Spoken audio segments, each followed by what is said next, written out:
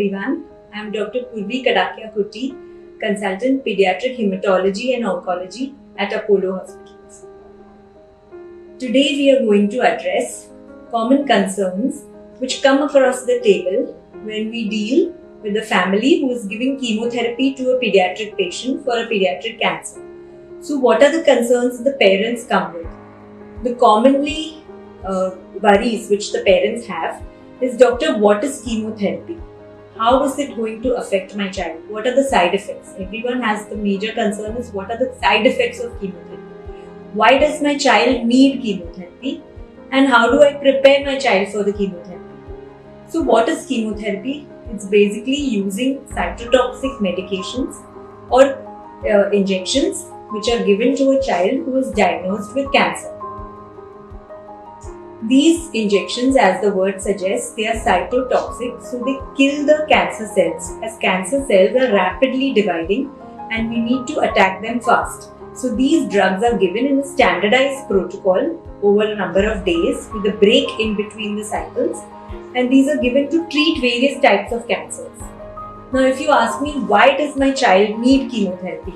So the main concern is to treat the cancers. There are some cancers which are the liquid tumors, cancers of the blood and the lymphatic system. They are treated purely with chemotherapy cycles. It's an intensive chemotherapy cycle. Sometimes the drugs go on for over 2 years.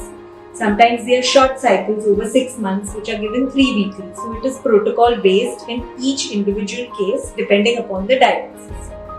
Now, these chemotherapy cycles have to be planned in a way taking into mind the weight of the child, the diagnosis of cancer, and why is it needed. As I said, blood cancers, we give only chemotherapy. Sometimes if there are solid tumors, for example, tumors of the kidney or the liver, we give the chemotherapy to shrink the tumor so that the surgeon finds it easier for it to resect. The tumor becomes easily resectable without much of tumor spillage. So we shrink the tumor by giving or preparing the child for the surgery.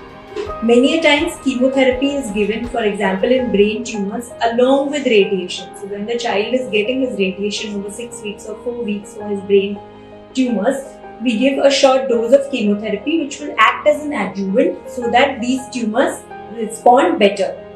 Sometimes, unfortunately, in end-stage cancers, the chemotherapy is given as a palliation. So they are oral drugs which reduce the signs and symptoms of the cancer, which will reduce the pain and also improve the quality of life if it is an end-stage cancer. The main concern is how the chemotherapy is given and what are the side effects. So moving on to that, chemotherapy is mainly used intravenously. So we inject the drug in the vein, and sometimes it can be given orally. Many times in blood cancers in children, the chemotherapy also has to be given intrathecally, that is in the spinal fluid. So because we want to prevent the spread of the blood cancer to the brain. So this is a specialized way of giving the chemotherapy. Now what are the side effects? As we know that chemotherapy is cytotoxic, so it will immediately act on the rapidly dividing cells, that is the cancer cells. But what it does, it also acts on the rapidly dividing cells of the normal tissue in our body. So the skin, the hair, the lining of the gut, the oral cavity, and the bone marrow cells. These cells in our body are rapidly dividing and they have self-renewal property. So the chemotherapy agents can also affect them. So commonly we see there is nausea, vomiting. Children get oral mucosal ulcers, so they have mucositis. They have pain while swallowing. Sometimes they may present with diarrhea. Then they have changes in the skin and hair. There is hair loss, there is depigmentation, there is hyperpigmentation.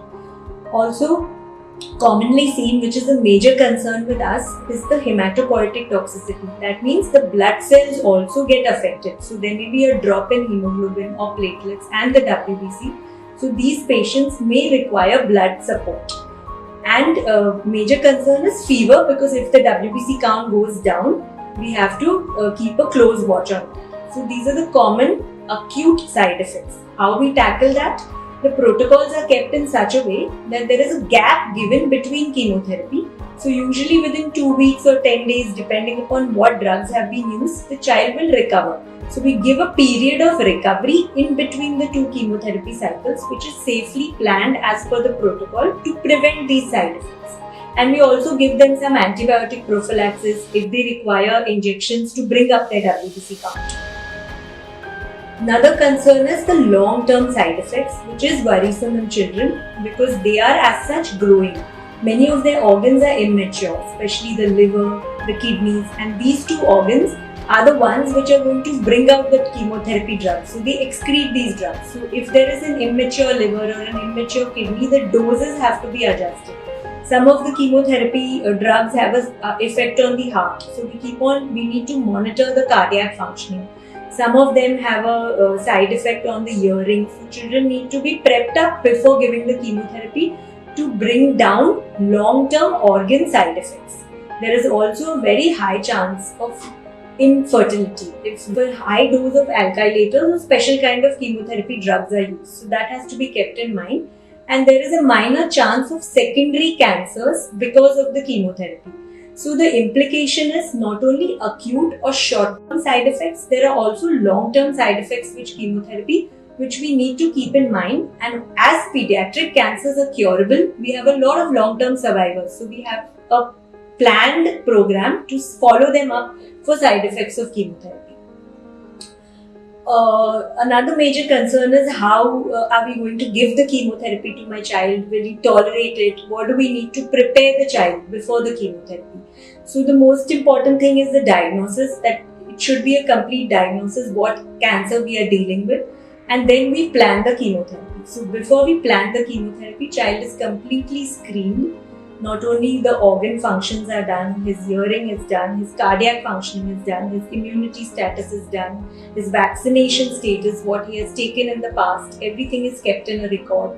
He also goes in for a dental fitness because chemotherapy has an impact on the dental hygiene. So all the pre-chemotherapy workup is done. Then we plan for the chemotherapy. In children, usually a minor procedure is done. So they have a port instilled, or they have a long line through which the chemotherapy can be given. So it's a chemotherapy port or a chemotherapy catheter is installed before we start the chemotherapy. What this does is it prevents the child to get repeated IV pricks. So they will not get multiple injections which will be painful. This port can be used again and again and the drugs can be instilled, and usually a staff or a nurse who is trained in handling the port will handle this drug.